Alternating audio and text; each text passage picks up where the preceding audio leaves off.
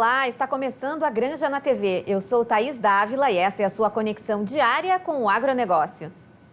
Hoje é o Dia Internacional do Arroz. A comemoração da data foi uma proposta da Organização das Nações Unidas para a Agricultura e Alimentação para evidenciar o grão, que é uma base de alimentação para muitas nações e culturas. O cultivo do arroz é originário do Japão, com mais de 7 mil anos estimados e mais de 140 mil variedades diferentes. Além da alimentação humana, o arroz tem diferentes usos. Confira. Na indústria da beleza, o arroz traz contribuições na formulação de maquiagens, shampoos, máscaras e cremes. Já no setor de bebidas, a cerveja de arroz vem ganhando espaço, especialmente na categoria artesanal. O grão também é utilizado na substituição do milho na criação de aves e suínos. No setor farmacêutico, o arroz é usado na formulação de comprimidos e cápsulas.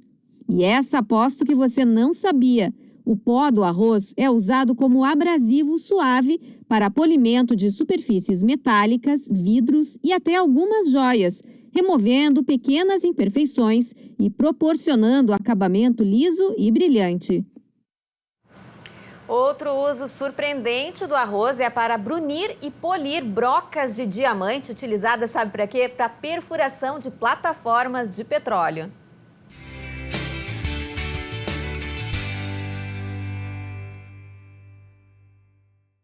Dados da Serasa Experian apontam um crescimento de mais de 500% nos pedidos de recuperação judicial entre produtores rurais e pessoas físicas no segundo trimestre de 2024. Questões climáticas, altas nos custos de produção e outros fatores econômicos desafiadores têm motivado esse crescimento de pedidos de recuperação judicial no agronegócio. E as cooperativas de crédito também são impactadas por essa realidade, já que o crédito rural total concedido por cooperativas atingiu 281,9 bilhões de reais, o que representa um aumento de 18,6% em relação ao ano anterior.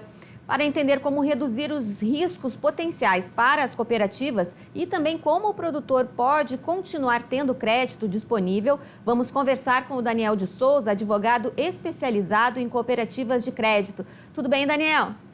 Tudo bem, e você? Tudo bem. Bom, antes da gente explicar essa questão das cooperativas, queria que você explicasse um pouco o que são as recuperações judiciais e por que elas têm preocupado tanto no agronegócio. Na realidade, recuperação judicial é como se fosse uma moratória. O produtor, em virtude da sua volume de comprometimento de sua renda, ele pede para o judiciário que haja uma recuperação desse crédito de forma parcelada, com condições que ele possa pagar. Então, hoje as recuperações judiciais elas permitem que o recuperando consiga postergar o pagamento de suas dívidas com um abatimento substancial, fazendo assim com que consiga recuperar a sua situação no mercado. Bom, isso aí está preocupando porque é um crescimento muito alto que vem sendo registrado. Esse ano, especialmente, muitas grandes empresas aí apontando recuperação, pedindo recuperação judicial, né, Daniel? Para você ter uma ideia, em 2022, nós tivemos apenas 20 pedidos de recuperações.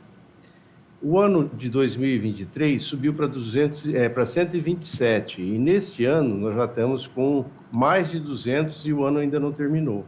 Então, muito embora não seja, em relação ao agronegócio, uma coisa tão preocupante, mas é preocupante porque o crescimento está aumentando ano a ano.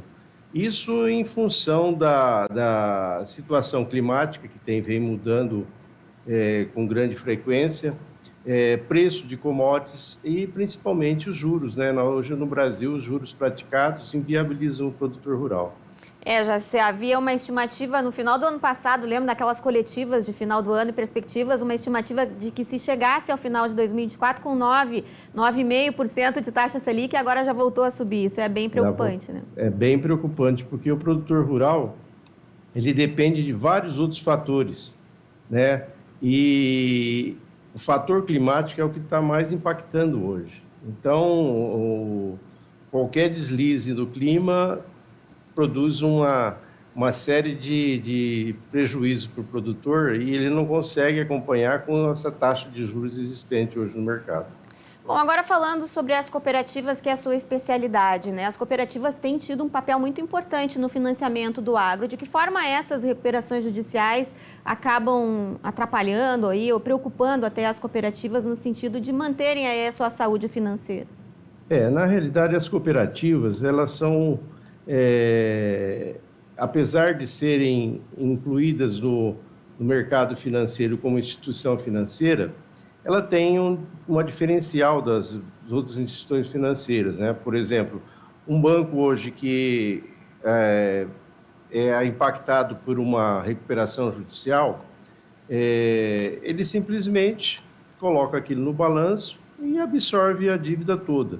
Ao contrário de cooperativas, em que qualquer impacto negativo nas cooperativas é absorvido por todos os cooperados, dada a sua característica especial. Então, isso é preocupante para as cooperativas. Dependendo do volume de recuperações que impactam naquela cooperativa, pode até inviabilizar o negócio. E o que as cooperativas podem fazer para reduzir esse risco ou para conviver com essa situação que vem se apresentando, Daniel? Na realidade, hoje, em 2022, nós tivemos uma alteração que nós chamamos de Marco das Cooperativas, que são algumas implementações legislativas que produzem uma certa cobertura para a cooperativa quando acontece um tipo de recuperação judicial. Hoje vigora a lei que exclui das recuperações judiciais as cooperativas de crédito. Isso porque é aquilo que eu falei para vocês. É muito difícil uma cooperativa ela absorver todo o prejuízo sem ter que repassar para os seus cooperados. Então, a lei hoje, depois dessas inovações legislativas, ela tem uma proteção a mais para as cooperativas de crédito. Muito embora isso não seja uma coisa de imediato, porque, infelizmente, numa recuperação judicial, a gente depende do administrador judicial, a gente depende do juiz para ter os nossos direitos válidos, né? Então, muitas vezes, por falta de conhecimento ou falta de trabalho naquela área específica, a exclusão dos créditos das cooperativas nas recuperações judiciais é um caminho árduo e difícil. Apesar de ter tido uma seca severa aí no Centro-Oeste na época do início do plantio, tem uma previsão de safra recorde. Os preços ainda não estão sinalizando dentro do que o produtor espera, mas existe uma expectativa aí para que esses números de pedidos, né, de recuperação judicial pelo menos deem uma freada?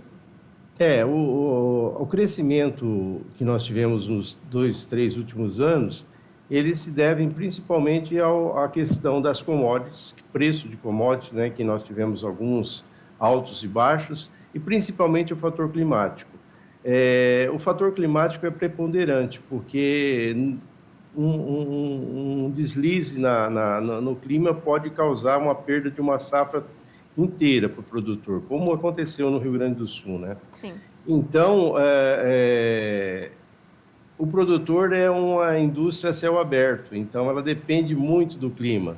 E se houver uma estabilidade climática, eu acho que a tendência é diminuir essa quantidade de recuperações judiciais. Que bom. Agora, para a gente encerrar, Daniel, as cooperativas vêm crescendo em importância, né, nessa ajuda aí no financiamento da safra para os produtores. Como é que é essa relação? De que forma as cooperativas podem ainda melhorar a sua participação dentro do financiamento para os produtores rurais? Hoje as cooperativas têm um crescimento vertiginoso, né? A gente vê que cada vez mais elas têm um papel mais fundamental no Conselho Monetário Nacional e na disponibilização de crédito aos produtores. O que eu acho? Que as cooperativas, para se manterem saudáveis, elas devem ter um comitê de crédito e os créditos devem ser analisados de uma forma objetiva e não subjetiva, possibilitando, assim, uma distribuição de crédito com possibilidade de recuperação em qualquer eventualidade. É preciso que haja um preparo mesmo das cooperativas como instituição, que não são uma instituição financeira convencional, mas elas precisam ter esse olhar aí para essa questão. Com linhas objetivas de fornecimento de crédito e uma política de recuperação, caso haja alguma imprevisão, alguma impossibilidade do cooperado não pagar essa dívida. Aí a gente fala sempre sobre cooperativas de crédito, Daniel, ou as cooperativas de grãos, por exemplo, as cooperativas agropecuárias também estão dentro dessa realidade. Todas as cooperativas, porque cooperativa no Brasil hoje é uma forma de você aglutinar pessoas que buscam um objetivo comum. Então, a legislação hoje ela abrange todas as cooperativas. Obrigada. A Granja na TV faz um rápido intervalo e no próximo bloco vamos conversar com o nosso advogado especialista em direito agrário, Francisco Torma, sobre a decisão do STF que validou a compensação de reserva legal entre imóveis do mesmo bioma no quadro Direito no Campo. E no Mundo Agro vamos falar sobre a notícia que circulou que a Danone deixaria de comprar soja brasileira. Daqui a pouco, fique com a gente.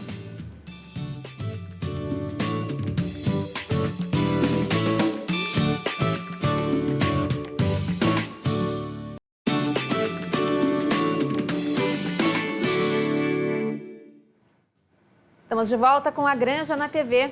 Você está pensando em fazer uma faculdade? Dá uma olhada no que a Ubra tem para você. Na Ubra você tem futuro com raízes sólidas. O vestibular 2025 tá on. São mais de 30 opções de cursos presenciais, híbridos e EAD para você estudar com flexibilidade. E por falar nisso, sabia que você pode ingressar no curso dos seus sonhos por vestibular, nota do Enem, transferência ou segunda graduação? Aqui você tem condições de pagamento super especiais, com opções de parcelamento e financiamento exclusivas, além de descontos imperdíveis. Estude com equilíbrio entre a teoria e a prática, com uma infraestrutura que oferece a melhor experiência e ultrapasse fronteiras com oportunidades de intercâmbio. Acesse ubra.br/vestibular e matricule-se. Ubra, nossas raízes são do Sul. A Comissão de Agricultura da Câmara dos Deputados aprovou nesta semana, por 26 votos a 5, o projeto de decreto legislativo de autoria do deputado Rodrigo Valadares. O PDL 205/2024 susta o decreto do governo federal que criou o programa Terra da Gente em abril deste ano. O Terra da Gente tem o objetivo de incorporar imóveis rurais à política nacional da reforma agrária. E o relator do projeto, o deputado Rodolfo Nogueira, afirmou que o decreto do Executivo acelera a distribuição de terras sem critérios adequados. O próximo passo é a Comissão de Constituição e Justiça da Câmara e, caso aprovado, segue depois para o Senado.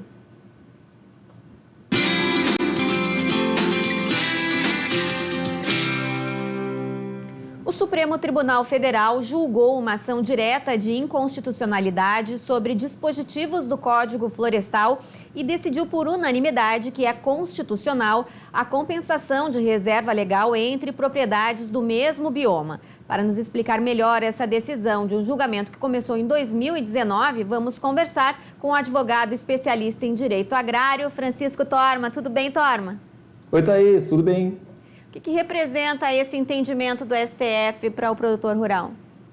Olha, Thaís, o STF está nos trazendo um pouco de segurança jurídica nesse caos jurídico que é o Brasil. E para explicar um pouquinho sobre essa decisão super recente, que saiu agora há pouco, eu preciso falar um pouco sobre as reservas legais, sobre o conceito de reserva legal que existe aqui no Brasil. Às vezes, muitas pessoas que nos acompanham aqui e que não têm relação com o agronegócio não sabem que aqui no Brasil, segundo o nosso Código Florestal, o produtor precisa manter dentro do seu imóvel rural um percentual de área intocada, um percentual de área que você não vai mexer para nada, você vai deixar vegetação nativa. Estamos falando aqui no Rio Grande do Sul de 20% do meu imóvel rural que eu não posso fazer absolutamente nada a não ser deixar vegetação nativa. E na Amazônia esse percentual chega a 80%. É como se você tivesse aí um prédio com 10 apartamentos e só pudesse usar 2, os outros não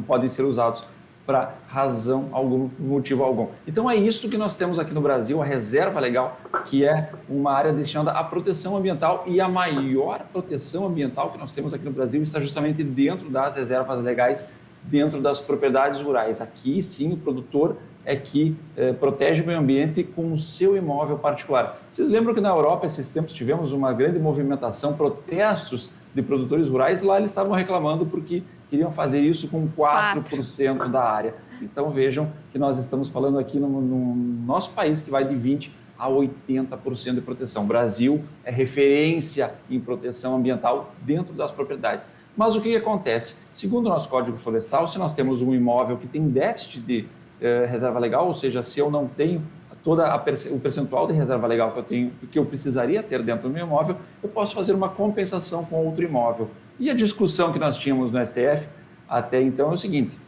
no Código Florestal diz que essa compensação tem que ser no imóvel que esteja no mesmo bioma, mas de repente, se por alguma razão lá o julgamento começou a falar em identidade ecológica, ou seja, não basta estar no mesmo bioma, eu preciso também que esse imóvel tenha a mesma identidade ecológica do imóvel originário. Qual que é o problema? O problema é que esse conceito não existe na legislação. Não existe o conceito de identidade ecológica e, portanto, fica a critério da autoridade investigativa ali analisar se esta compensação está adequada ou não. E isto é insegurança jurídica, porque para alguém um imóvel específico pode ter identidade ecológica, para outra pessoa, na visão de outra pessoa, pode ser que não tenha. O que o STF disse agora, nesse julgado recente, é que sim, vale o que está escrito lá no nosso Código Florestal, portanto, a compensação ambiental pode ser feita em outro imóvel, desde que ele esteja no mesmo bioma. E bioma é um conceito que nós entendemos, é um conceito que nós sabemos, porque ele está muito bem definido. Nós temos aqui no Rio Grande do Sul, por exemplo, a Mata Atlântica e o Pampa, que é o nosso bioma mais característico. Então, fica muito mais fácil fazer a compensação e isso nos traz, afinal de contas, segurança jurídica. E aqui no Rio Grande do Sul tem muitos casos, né, Torma, de propriedades, de empresários rurais que têm mais de uma propriedade no mesmo bioma. Esse novo entendimento aí do STF vai ajudar na solução de problemas. Perfeito. Aqui no Rio Grande do Sul, em vários outros lugares do Brasil, muitas vezes o produtor precisa fazer a compensação porque naquele imóvel específico que há o déficit de reserva legal, não há como fazer esse replantio, não há como reativar essa vegetação. Ele pode simplesmente comprar uma cota, comprar um outro imóvel e agora sabemos, dentro do mesmo bioma vai ser suficiente para fazer a compensação ambiental. Então veja que nós estamos falando ainda em uma proteção ambiental muito grande. Esse produtor vai ter que sim ter essa reserva, ainda que ela esteja no outro imóvel. Então nós vamos ter aí produtores que vão ter que ir atrás, se está faltando reserva, ir atrás desse mato, dessa vegetação nativa num outro lugar para fazer a compensação, mas ele não vai ter como fugir dessa legislação. Bom, que bom. Uma boa notícia para o produtor, pelo menos. E outra boa notícia é que teve mais uma liberação, saindo desse assunto agora do STF, mas indo para o problema do endividamento dos agricultores gaúchos, teve mais uma liberação de verba essa semana, né, Torma? Perfeito. Portaria do Ministério da Fazenda injetou mais dinheiro na famosa linha do BNDES, que é a linha dos 8 anos, que o produtor rural gaúcho está aqui aguardando ansiosamente esses recursos para poder fazer o refinanciamento das suas dívidas decorrentes dessa enchente que nós tivemos em maio. Nós tivemos há pouco tempo atrás uma primeira parcela desse recurso, que foi aquilo que nós comentamos aqui no outro programa, que o recurso acabou em 10 minutos e agora é liberado, então, mais 5 bilhões para essa linha e esse dinheiro está vindo. Tudo demora, na verdade, e esse é um dos problemas, tudo demora. Então, esse dinheiro está vindo. O primeiro passo foi essa portaria do Ministério da Fazenda, que fez a possibilidade desse dinheiro ser disponível através da linha. É um dinheiro do Fundo Social, é dinheiro nosso, dos royalties do petróleo, sendo usado para resolver problemas dos produtores. Agora precisamos aguardar que isso entre nas instituições financeiras para que elas encaminhem esses projetos aí de refinanciamento para o produtor rural conseguir seguir a sua vida aí depois dessa catástrofe climática que nós tivemos aqui no estado. Aos poucos as coisas vão acontecendo num ritmo não tão interessante para o produtor rural, mas pelo menos a gente está vendo aí alguns desdobramentos a cada semana, né, Torma? Perfeito. O problema todo está no ritmo que nós já estamos em novembro e as coisas ainda não estão resolvidas, mas com paciência e fé a gente vai chegar lá. Tá certo. Obrigada. Até a semana que vem. Até.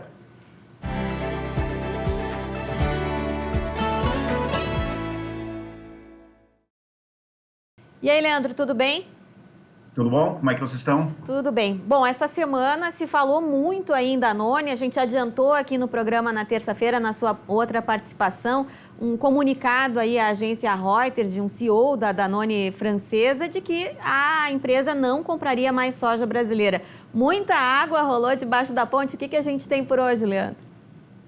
Olha, quem acompanha o agro entende, pode ter certeza que isso está dentro de todo um contexto. O que eu vou relatar é algo que vai além do que eu estou contando hoje, né? Mas, enfim, resumidamente, um diretor importante da Danone, é uma empresa sediada em Paris, né?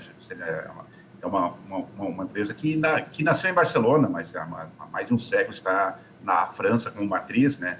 E é muito atuante também no agro brasileiro, como não só como uma fabricante de iogurtes e uma série de outros produtos para vendidos no supermercado, mas também ela é a 16ª maior empresa brasileira de recolhimento de leite, segundo a Abraleite. Ela, só para ter uma ideia, no ano passado ela recolheu 182 milhões de litros de leite de 182 mil produtores. Ela é uma gigante na captação de leite no agro brasileiro. Aí essa semana, terça-feira, claro, enfim, um importante executivo da Danone na França disse que a Danone não iria mais comprar soja do Brasil, porque o Brasil não estava em conformidade com uma série de normas, de legislações ambientais aí sobre desmatamento. Isso deu um problema muito grande, assim, porque eu vou dividir o pós isso em 2 pontos. Houve uma reação que eu achei bem interessante do Ministério da Agricultura no Brasil, reagindo a essa informação, e também de entidades como a ProSoja, a Associação Brasileira dos Produtores de Soja. Essas duas instituições, tanto o Ministério da Agricultura quanto a ProSoja, contestaram firmemente esse posicionamento do executivo francês. Aliás, Leandro, um posicionamento do Ministério da Agricultura em bom tempo, assim, porque geralmente não acontece uma reação tão rápida a uma notícia como essa, né? Me chamou muita atenção na reação do Ministério da Agricultura, exatamente isso que você falou, foi meio que imediato, foi, sei lá, no dia seguinte, e uma nota extensa, longa, contundente, contestando, eu não vou conseguir aqui relatar toda ela, mas algo do tipo: o Brasil conta com uma das legislações ambientais mais rigorosas do mundo, apoiado por um sistema de comando e controle eficiente, respaldado por uma complexa estrutura de monitoramento e fiscalização. E por aí vai, né? Inclusive, o Ministério da Agricultura aproveitou para contestar algo que a gente já trouxe aqui, que é a EUDR, que é essa lei antidesmatamento dos europeus, chamando de... o Brasil considera as normas da EUDR arbitrárias, unilaterais e punitivas, tendo em vista que desconsideram particularidades de países, produtores e tal. Foi essa contestação, me chamou a atenção também a ProSoja, que lembrou aí que a legislação europeia é uma demonstração de desconhecimento ao processo produtivo no Brasil e um ato discriminatório contra o Brasil e sua soberania. E por aí vai, também foi contundente. Mas eu já vou levar lá para o final, assim, para onde foi isso, que houve 2 desmentidos, assim. Na verdade, não foi desmentido, isso me chamou a atenção. Houve uma manifestação da Danone no Brasil, lembrando que a Danone está há mais de 5 anos no Brasil, tal, investe em ações. Podemos confirmar que a informação veiculada não procede. A Danone continua comprando soja brasileira em conformidade com as regulamentações locais e internacionais. E também a Danone francesa, na verdade, a Danone mundial, mas a nota é assinada por uma executiva da Danone América Latina, também lembrou e lamentamos informações incorretas que circulam sobre a Danone e o fornecimento de soja brasileira. Confirmamos que a Danone continua comprando soja brasileira em conformidade com as regulamentações locais e internacionais. Até tem uma palavra aqui, um termo: reconhecemos de todo o coração o sólido compromisso do governo brasileiro com a preservação de florestas e tal. Isso, digamos assim, conseguiu amenizar, conseguiu, digamos assim, como se diz, botar uns panos quentes na situação, mas em nenhum momento houve algum tipo de retratação desse executivo francês, ou pelo menos não vi. 15 minutos atrás eu entrei lá, tanto no LinkedIn quanto no portal da Danone francesa, não há nada em torno disso. E, enfim, mais algo a acrescentar aí em tudo isso que aconteceu. Já se estabeleceu no Brasil, não sei se foi para frente, uma campanha anti-Danone, assim, para não se comprar produtos fabricados pela Danone, iogurtes, sobretudo, enfim. A Danone fabrica uma série de produtos aí que estão, me parece que de 150 países. Aqui, né, onde eu moro, na Alemanha, até hoje de manhã eu estava vendo, também está vendo a iogurte da Danone.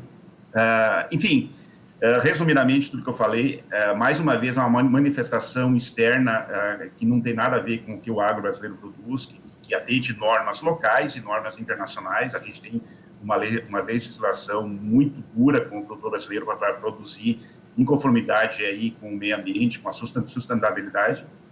Mas eu achei muito interessante, como a gente conversou, que houve uma reação das entidades brasileiras, né? Eu citei o Ministério da Agricultura e citei a ProSoja Brasil, mas houve uma reação generalizada aí do agro brasileiro, das lideranças, e inclusive essa campanha que se estabeleceu aí para não se comprar produtos agrícolas. Pois é, essa imagem que a gente vê da campanha de boicote aí à Danone foi justamente uma iniciativa do ex-ministro da Agricultura, Antônio Cabreira, e dentro de uma postagem dele muito contundente com essa imagem aí contra os produtos da Danone, que a Danone respondeu dizendo que não procedia aquela informação veiculada pela agência Reuters, como se fosse uma responsabilidade da agência a informação, sendo que tratava-se ali de uma fonte dizendo que a Danone não comprava mais do Brasil porque não havia sustentabilidade nas propriedades. É algo bem importante, né, Leandro, para seguir acompanhando. Perigoso que essa iniciativa da Danone, ainda que venham desmentir novamente de uma forma mais contundente, possa servir de modelo aí para outras empresas, né? Injustamente com o agro brasileiro. Exatamente, a Danone, ela é muito atuante, mas isso poderia servir assim como algo que outras empresas seguissem o exemplo da Danone. A Danone não vai mais comprar soja brasileira. A aquisição da soja da Danone no Brasil, acho que é 160 mil toneladas, não ia causar nenhum dano à produção de soja brasileira, diferente se a China toda parasse de comprar soja brasileira. Mas podia, digamos assim, servir de exemplo de uma imagem ruim, um grande equívoco desse executivo francês aí. Tá certo. Vamos continuar acompanhando esse assunto, Leandro. Você está aí na União Europeia, acompanhando mais de perto do que a gente, mas com grande interesse aí para o agro brasileiro. Obrigada pela participação e até semana que vem. Até semana que vem. A Granja na TV de hoje fica por aqui. A gente volta amanhã. Até lá.